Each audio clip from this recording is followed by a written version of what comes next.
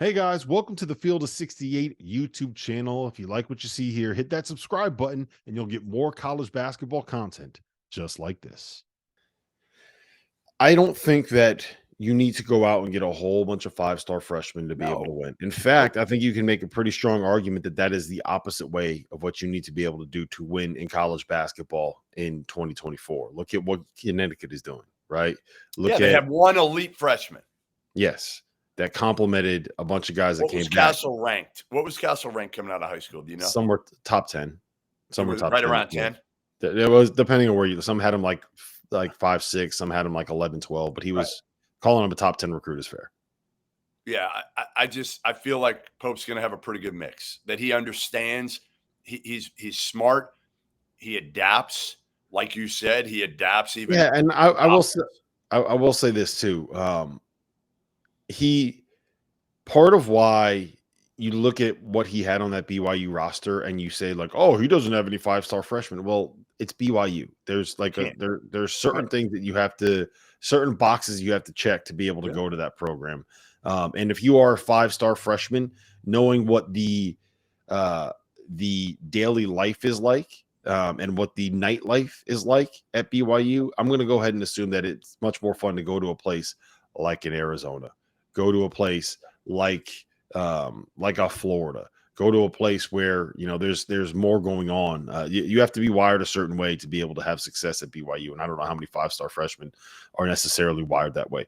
I'm in on him, but here's the last thing I'll push back on you on, and I agree with all the points that you're making, but when I made these points last night, this is what Kentucky fans hit me with. If you're striving for 2 second weekends in 4 seasons at the University of Kentucky, if you're saying that's what Mark Pope is going to be able to do, then that is the wrong hire, because we want national championships. We want Final Fours. We want SEC titles. We want to be the best. We don't just want to be good. We want to be the best. But start and get momentum and get to the damn second weekend. Start there.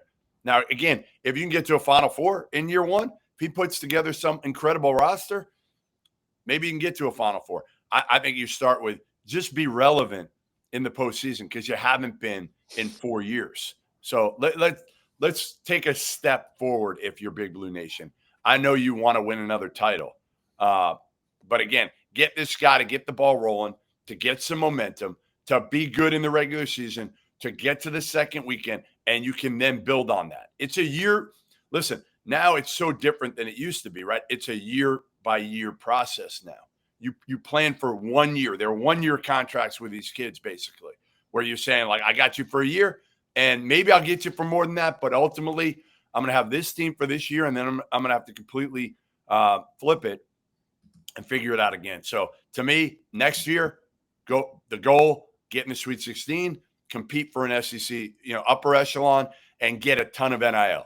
Go out there, Mark Pope, and I know you're not a big drinker, but go out, schmooze with the money people, connect with them. They're going to love him, because I'm telling you, his personality is different than Cal's, but again, like pretty darn good, where I think he'll be able to, and he's been there. He's one of them. He's one of them. Do you know who his roommate in college was?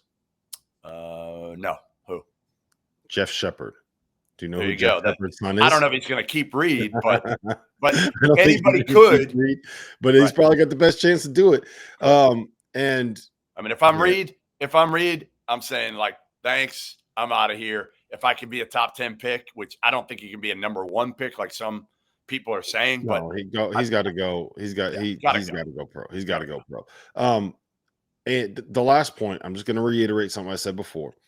One of the complaints that I've heard over and over and over from Kentucky fans is that the lack of continuity on the roster, the fact that the program celebrated the NBA successes of the players more than they did the wins that Kentucky was able to put together, that the lack of success in the NCAA tournament was not as troubling for the people within the program, because they were still able to get guys going in the top 10 in the draft and get players going to the NBA and get some of these NBA stars coming back to campus.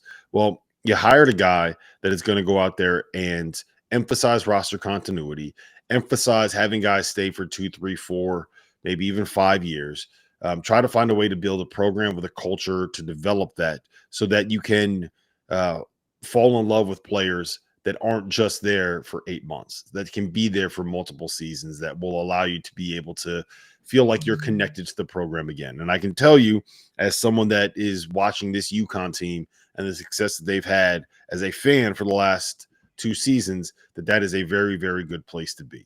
It took Dan Hurley 5 years before he made it past the first round of the tournament. Fans were ready to fire him after 4.5 years.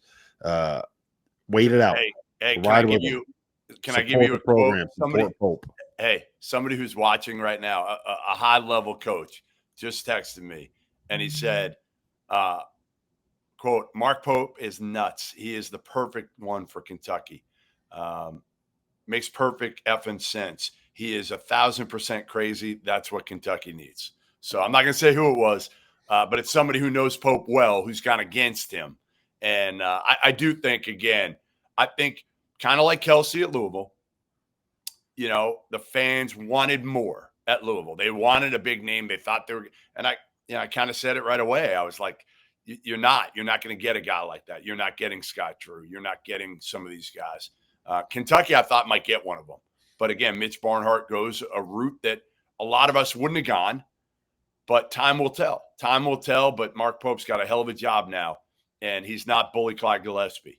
I think he's going to get it done. That is true. We can wipe that comparison away. He is not – Billy Clyde Gillespie was not a good person, and Mark Pope is Bully Clyde. Remember, Bully Clyde.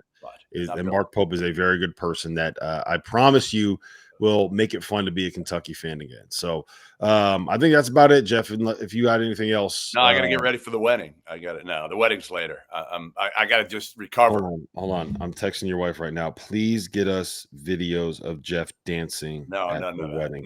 Thank you for watching the Field of 68. If you've enjoyed what you've seen here, hit that like button, share this link with your friends, or check out the description for some other places that you can consume Field 68 content.